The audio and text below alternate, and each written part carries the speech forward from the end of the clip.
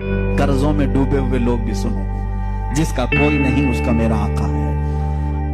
फरमाते हैं रावी कि एक शहर में एक ऐसा आदमी था, मुफलिस था लेकिन कर्जे देता था लोगों से। एक आदमी से उसने कर्जा लिया था, अब खाया पिया खत्म हो गया, पैसे नहीं थे, कर्जा मांगने वाले आ गए। कर्जों में डूबे हुए लोग भी सुनो, जिसका कोई नहीं उसका मेरा आका।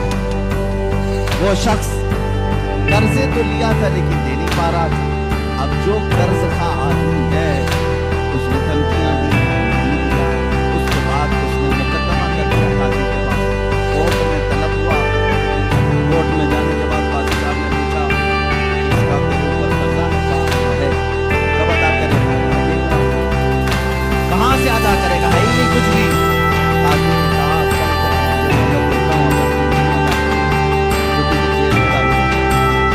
कहीं से भी लेकर क्या इसका कर्जा अदा कर। उसने बहुत रिक्वेस्ट किया, मुझे और लंबा टाइम दे, मेरे छोटे बच्चे हैं, कौन देखेगा? काजी ने एक दिन से दरबार से निकाल दिया। एक दिन का टाइम, ऐसा शख्स कहाँ जाए? रास्ते में रोते हुए जा रहा था, एक बुजुर्ग से मुलाकात हुई। उस बुजुर्ग ने पूछा क्यों रो रहे हो? कहा ऐसा ऐसा मामला है। कहाँ से लाऊं? उस बुजुर्ग ने कहा एक काम कर, घर में जा, जब रात हो जाए अकेला बैठ, ताजदार मदीना पर दुरूद भेज। रसूल पाक सल्लल्लाहु अलैहि वसल्लम को अपने गम की दास्तान सुना, कुछ ना कुछ तो हल वहां से मिल ही जाएगा। लेकिन यकीन के साथ वो गया, डूबते को तिनके का सहारा। वो घर आया, शाम को अपनी बीवी बच्चों को जब उसने सुनाया तो सब गमगीन थे। एक दिन के बाद अगर बाप उनका जेल में चला जाए, उसका शोहर जेल में चला जाए, तो उनका घर कैसे चले? रात के वक्त तन्हाई में बैठकर वो रोने लगा, बहुत रोया।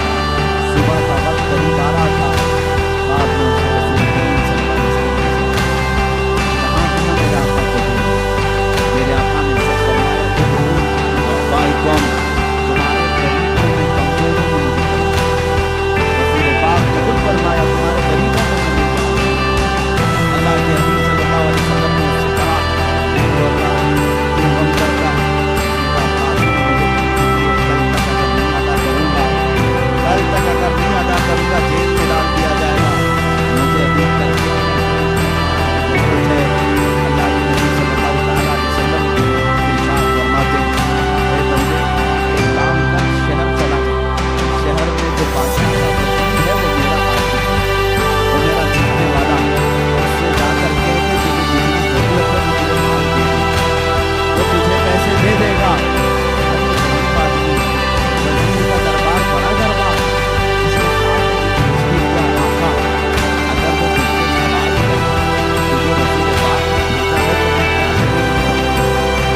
शरीर में मैं क्या चीज पेश करूं? हुजूर पाक ने ये तक भी बता दिया, फरमाया उसका एक राज है जो मेरे अलावा कोई नहीं जानता। मैं तुझे बताता हूं, उससे जाकर के कह देना। अगर वो तुझसे सवाल करे कि तेरे पास क्या दलील है तुझे रसूल ने भेजा, तो इतना ही कहना कि ऐ वजीर, रोजाना तुम सोने से पहले, सुबह सूरज के निकलने से पहले पहले 1000 बार अपने नबी पर दुरूद भेजते हो, और कल की रात भूल गए दुरूद नहीं भेजे। कल की रात तुमने दुरूद नहीं भेजा, कह देना उसे। ये बंदा गया सुबह उठ करके उस वजीर के दरबार में, बड़ा आलीशान दरबार था, गया मुलाकात का टाइम लेकर उस वजीर से कहा मैं ऐसा ऐसा गरीब आदमी हूँ, मकरूज हूँ, मुझे माल की जरूरत है, अल्लाह के नबी ने तुम्हारे पास भेजा है। गुस्से में आया, कहा फकीरों की अपनी आदत हो गई, मांगने के लिए अल्लाह के नबी का नाम लेने लगे कि रसूल ने भेजा। उसने कहा ना मैं झूठ नहीं कह रहा हूँ, मुझे रसूल पाक ने ये भी बताया है कि तुम रोजाना 1000 बार हुजूर पर दुरूद भेजते हो। वो अपनी कुर्सी से उछल आया और उसने कहा ये बात तो मेरी बीवी को तक खबर नहीं है, किसी को नहीं मालूम। कहा क्या कहा रसूल पाक ने? कहा कि कल तो भूल गए थे, दुरूद नहीं भेजे। उसने कहा हकीकत में मेरे आका ने सच फरमाया, कोई जिंदगी की एक रात आज तक मेरी कज़ा नहीं हुई। कल मेरी जिंदगी में ऐसा दिन आया कि मैं दुरूद नहीं पढ़ सका, बहुत रोया, अपने खजाने के पास ले जाकर उसे खड़ा कर दिया। ऐ गरीब आदमी, तुझे जितने माल की जरूरत है ले जा, बस मेरा दिल आज से मुतमईन हुआ कि मेरा दुरूद रसूल तक पहुंच आका की नजर में है, मैं मेरे आका को मना लूंगा, मैं मेरे आका से सुलह कर लूंगा, लेकिन तू तो मेरे लिए खुशखबरी का कासिद बनकर आया है, तू मेरे लिए खुशी का पैगाम लेकर आया है, तुझे जो चाहे ले जा। इस दरिया में